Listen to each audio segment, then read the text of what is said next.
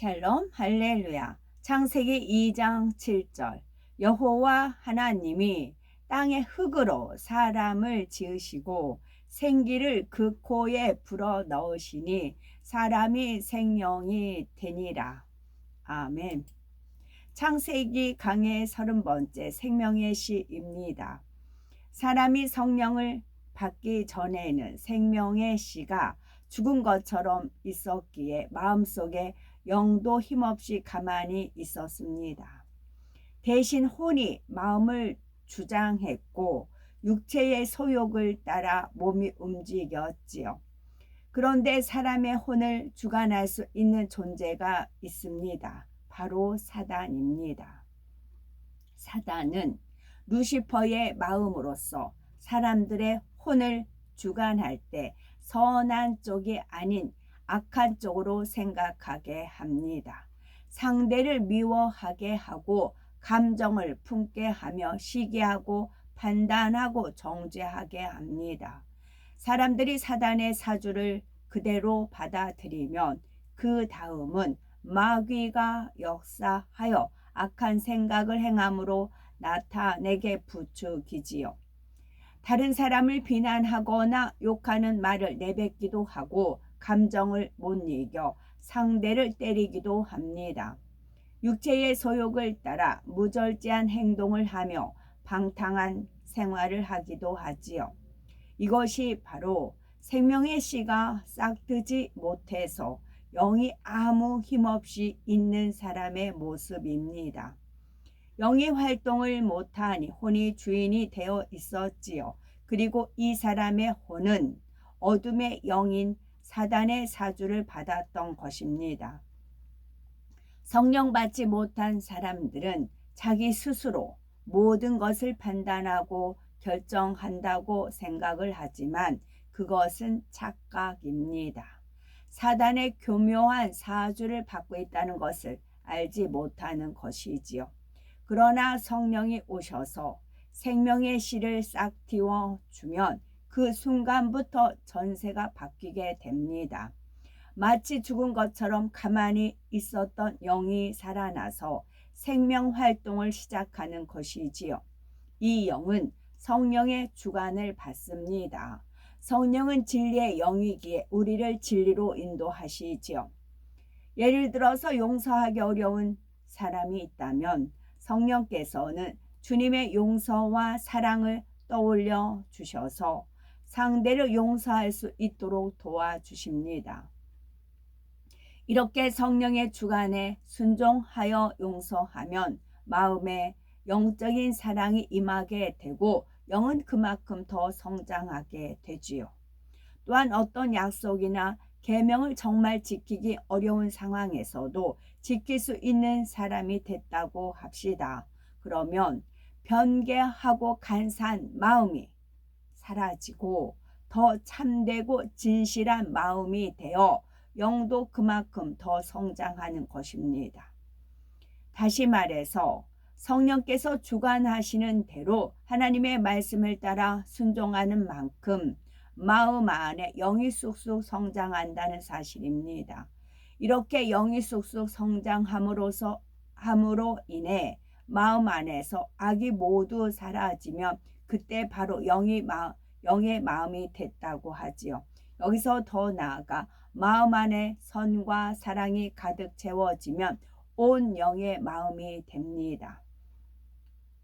이처럼 마음이 영 또는 온 영이 된 사람은 이 육의 세계에 산다 해도 영의 차원의 존재가 됩니다. 생각도 영이 주관하기에 어떤 상황에서도 육신의 생각이 떠오르지 않습니다. 선으로 진리로 생각하게 되지요. 또한 하나님의 역사에 대해 조금도 의심을 품지 않습니다. 그리고 육의 몸도 육의 흐름을 타지 않고 영의 차원에서 조절이 되지요. 그 이유는 다음과 같습니다. 영의 마음이 되었을 때에 영의 크기는 몸의 중심이 되는 세포 핵을 모두 덮을 수 있을 만큼 되기 때문입니다. 온영이 된 사람의 영의 크기는 몸의 중심이 되는 세포 핵보다 훨씬 커져서 핵을 누르고도 남음이 있을 정도이지요. 이처럼 영이 몸의 중심이 되는 세포 핵을 덮으면 그 다음에는 어떤 일이 일어날까요? 몸의 모든 기능 조절이 육의 차원이 아니라 영의 차원에서 이루어지게 됩니다. 에덴 동산에 사는 사람들은 잉태될 때부터 생기 곧 하나님의 근본된 능력의 지배를 받습니다. 그래서 태어난 모든 아기들이 우량아이며 모두가 건강하고 잘 자라서 가장 예쁘고 멋진 외모를 갖게 되지요. 또한 청년의 때를 조금 지나기까지만 성장하고 노화되지 않으며 그 상태를 유지합니다.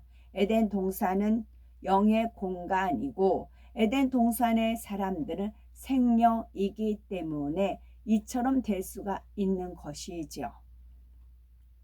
이 땅에 사는 사람들의 몸도 영의 마음이 되는 순간부터 영의 흐름을 타게 됩니다.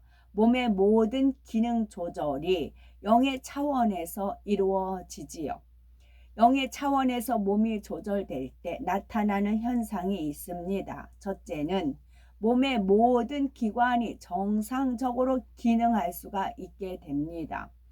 예를 들어서 위가 좋지 않은 사람이 있다고 합시다. 늘 소화가 잘 되지 않아서 힘들게 지냅니다.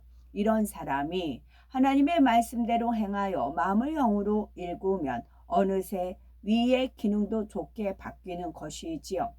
신체의 다른 모든 부위도 마찬가지입니다. 몸의 모든 기능의 조절이 영의 차원에서 이루어지기 때문에 최상의 컨디션을 유지할 수 있게 됩니다. 그래서 혹여 잠을 잘 자지 못했다 해도 아무렇지도 않게 거뜬히 이겨낼 수가 있지요. 몸의 조절이 육의 차원에서 이루어질 때는 어떻습니까? 하루만 잘 자지 못해도 눈이 뻑뻑해지고 피로감으로 몸이 무겁게 느껴집니다. 집중력도 떨어지고 일할 의욕도 사라지며 몸의 신진대사도 원활하지 않게 되지요. 그래서 세상에서는 잠이 보약이라고 하면서 잠을 충분히 잘 자면 건강할 수 있다고 말하지요. 그러나 영의 차원에서 몸의 조절이 이루어지면 잠자는 시간이 비교적 짧다 해도 좋은 컨디션을 유지할 수가 있습니다. 세상에서는 하루에 7, 8시간은 자야 한다고 말하지요. 그런데 영으로 들어오면 하루에 2, 3시간만 자도 충분합니다. 그러면 왜 아예 안 자면 안 되고 2, 3시간은 자야 한다고 하는 걸까요? 육의 공간에서 살고 있기 때문입니다. 장차 천국에 가면 영원히 자지 않아도 됩니다. 천국은 영의 공간이기 때문입니다. 그런데 영의 마음을 잃었다 해도 육의 공간에서 살고 있는 동안은 육의 공의를 무시할 수가 없는 것입니다.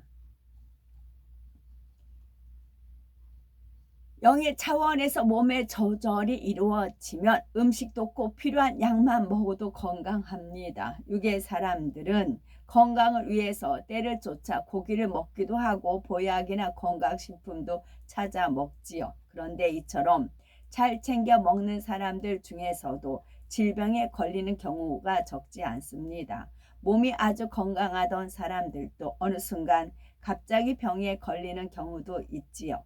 육의 기운이 아무리 왕성한 사람이라도 질병을 모두 막을 수는 없는 것입니다. 그러나 영의 차원에서 몸의 조절이 이루어지면 몸에 기본적으로 필요한 음식만 섭취해도 건강을 유지할 수가 있습니다.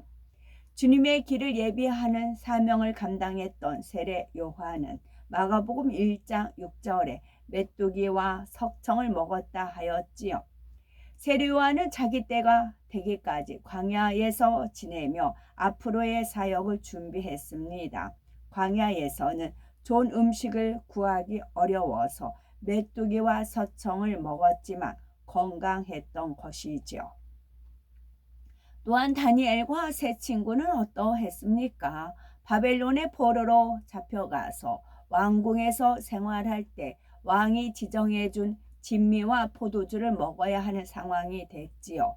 그런데 그 음식들 중에 우상의 제물이나 하나님께서 먹지 말라 하신 것이 있을까 하여 환관장에게 물과 채식만 먹게 해달라고 했습니다.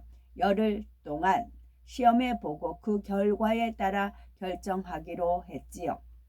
다니엘 1장 15에서 16절에 열흘 후에 그들의 얼굴이 더욱 아름답고 살이 더욱 윤택하여 왕의 진미를 먹는 모든 소년보다 나아 보인지라. 이러므로 감독하는 자가 그들에게 분정된 진미와 마실 포도주를 제하고 채식을 주니라 했지요. 이처럼 영의 차원에서 몸의 조절이 이루어지면 채식만 해도 건강할 수가 있습니다. 보양식을 굳이 찾아 먹지 않아도 되지요. 그러나 아무리 영의 사람이라도 육의 질서를 어기면 안 됩니다. 영의 사람은 절제의 능력이 있기에 아무리 맛 있어도 과식하지 않지요. 반대로 너무 오랫동안 제대로 먹지 못한다면 몸이 약해질 수가 있습니다. 우리가 천국에 가면 먹지 않고도 살 수가 있지만 육의 공간에서 사는 동안에는 최소한의 영양분을 섭취해야지요. 특별히 21일, 40일 등 장기 금식을 할 때는 하나님께서 하늘의 생기를 공급해 주시니 살 수 있는 것입니다. 또한 보호식을 잘하면 며칠 만에도 정상으로 회복되는 것을 볼 수가 있지요. 둘째는 질병균, 바이러스가 틈타지 못합니다. 혹여 질병균이나 바이러스가 틈탔다 해도 어떤 이상을 일으키지 못하지요. 비유를 들면 펄펄 끓고 있는 용광로에 어떤 불순물이 들어간다면 즉시로 녹거나 타서 사라집니다. 이처럼 영의 사람, 온영의 사람의 몸은 항상 하나님의 능력으로 둘려 있기에 질병이 틈탈 수가 없습니다. 요한일서 5장 18절에 하나님께로서 난 자마다 범죄치 아니하는 줄을 우리가 아노라. 하나님께로서 나신 자가 저를 지키심에 악한 자가 저를 만지지도 못하느니라 했지요. 사도행전 28장에 보면 사도 바울이 독사에 물린 사건이 나오지요. 그 독사에 대해 아는 사람들은 사도 바울이 갑자기 엎드러져 죽을 거라고 생각을 하였습니다. 그런데 사도 바울은 아무 이상이 없었지요. 셋째는 노화되지 않고 회춘할 수도 있습니다. 영이 마음이 되어 몸을 근본적으로 조절하는 세포핵을 영이 덮는 순간부터 노화가 일어나지 않지요. 그러므로 40대, 50대에 영으로 들어가는 것보다 조금이라도 더 젊을 때 영으로 들어가는 게 좋겠지요. 그러나 이미 나이가 많이 들었다 해도 염려할 필요는 없습니다. 온영으로 들어가면 회춘할 수가 있기 때문이지요. 여기서 회춘의 개념을 바르게 정립을 하자면 60대의 성도가 회춘을 한다 해서 외모가 20대의 청년으로 되는 것은 아닙니다. 60대보다 훨씬 더 젊게 50대 혹은 40대 정도로 보일 수 있는 거지요. 그런데 온몸의 기능은 가장 좋은 상태가 되는 것입니다. 예를 들어서 온영을 이룬 믿음의 선진들도 영안이 열려서 보면 젊은 청년의 모습은 아니지요. 머리가 조금 희끗희끗하기도 하고 긴 수염도 있는 등 중후한 모습입니다. 엘리야 선지자나 사도 바울은 나이 든 후에는 대머리가 된 것을 알 수가 있지요. 대머리는 질병이 아니요 하나의 유전적인 형질입니다. 눈꺼풀이 쌍꺼풀일 수도 있고 아닐 수도 있는 것과 같은 거지요. 60대에 회춘이 된다 해서 외모도 20대처럼 되는 것은 아니지만 몸의 각 기관의 기능은 좋아집니다. 예를 들어서 나이가 들면 노안이 오지요. 가까이에 있는 물체에 초점을 맞추는 능력이 떨어져서 조금 간격을 두어야 보이게 됩니다. 그러나 온영의 사람은 나이가 아무리 들어도 노안이 오지 않습니다. 신명기 34장의 7절에 신명기 34장 7절에 모세의 죽을 때 나이 120세나 그 눈이 흐리지 아니하였고 기력이 쇠하지 아니하였더라 했습니다. 모세는 나이 80세에 하나님의 부름을 받아 이스라엘 백성을 출애굽시켰고 광야라는 척박한 환경에서 40년을 지냈지요. 또한 200만 명이 넘는 백성의 머리이니 하루도 편하게 쉴 날이 없었습니다. 모세가 120세가 되었어도 노안이 오지 않았고 강건했던 것입니다. 그 이유는 민수기 12장 3절에 하나님께서 친히 말씀하시기를 이 사람 모세는 온유함이 지면의 모든 사람보다 승하더라 하신 것입니다. 즉 모세는 온영으로 들어갔기에 영의 차원에서 몸의 조절이 이루어졌지요. 왜 몸의 기능을 조절하는 세포 핵을 영이 덮으면 이처럼 노화가 되지 않는 걸까요? 참고로 사람이 나이가 들수록 세포 핵에서 나타나는 현상을 말씀드리겠습니다. 사람의 세포 핵에는 한 사람의 모든 유전 정보를 담고 있는 염색체가 있습니다. 이 염색체가 세포 분열을 할 때마다 끝이 조금씩 잘려 나갑니다. 염색체의 이 끝부분을 텔로미어라고 하지요. 일반적으로 사람의 모든 정상 세포는 50에서 100회 정도 분열하면 텔로미어가 모두 잘려 나가게 됩니다. 그러면 그 세포는 더 이상 분열하지 못하고 늙다가 죽습니다. 성장기를 대폭 건너뛰고 빨리 늙어버리는 증상을 조루증이라고 하지요. 이들의 평균 수명은 12년 8개월이라고 합니다. 이 조루증 환자들이 지닌 텔로미어는 선천적으로 짧습니다. 따라서 염색체에서 텔로미어의 길이가 노화나 수명에 깊은 관련이 있음을 알 수가 있지요. 유전자 조작을 통해 탄생시킨 최초의 복제의 양 돌리는 정상적으로 태어난 양보다 빨리 늙었습니다. 복제의 양 돌리는 6살 된 양의 체세포를 떼어서 복제를 하였지요. 그래서 복제양 돌리는 이미 태어날 때부터 6살 된 양의 염색체를 갖고 있었습니다. 정상적으로 태어난 양들보다 염색체의 텔로미어 길이가 짧기에 수명도 그만큼 짧을 수밖에 없는 것입니다.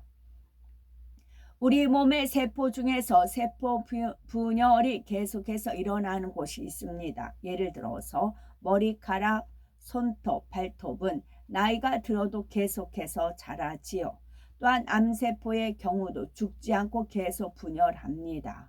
이런 세포의 특징은 염색체의 끝부분이 짧아지지 않지요. 바로 짧아진 텔로미어를 자체적으로 복구하는 효소를 만들기 때문입니다. 이 효소를 텔로미어라제라고 하지요. 따라서 만일 암을 치료하고자 한다면 암세포가 이 효소를 만들지 못하게 하면 됩니다. 반대로 노화를 막으려면 이 효소를 적당량 만들어내도록 하면 되지요. 이처럼 노화 방지와 암 치료의 열쇠가 될 수 있는 텔로미어와 텔로머라아제를 발견한 학자들이 2009년 노벨 의학상을 받기도 했습니다. 이러한 연구를 바탕으로 항암제가 개발되었는데 효과와 부작용이 함께 나타나지요. 암세포처럼 세포 분열이 왕성한 세포를 표적으로 하여 약물을 투여하지만 암세포뿐만 아니라 머리카락, 손톱, 발톱을 만드는 세포들도 영향을 받는 것입니다. 그래서 항암 치료를 받는 환자들은 머리카락이나 손톱, 발톱이 빠지는 증상이 나타나지요. 그러나 우리 하나님께서 역사하시면 권능의 빛이 정확하게 암세포에만 작용합니다. 암세포가 텔로메라제를 만들지 못하게 하면 암세포는 자연히 죽어갈 겁니다. 또한 노화되는 세포들은 텔로메라제를 적절히 만들도록 하면 노화를 막을 수 있지요. 나이가 들수록 얼굴에 주름이 생기고 피부의 탄력도 줄어듭니다. 0으로 들어오면 더 이상 주름이 생기지 않지요. 온 0으로 들어오면 잔주름들이 사라질 수도 있습니다. 피부를 구성하는 세포들이 생기로 충만해져서 피부가 고와지고 탄력 있는 것입니다. 온 0으로 들어오면 노화가 안 될 뿐만 아니라 오히려 회춘이 되는 것이지요. 아멘. 샬롬.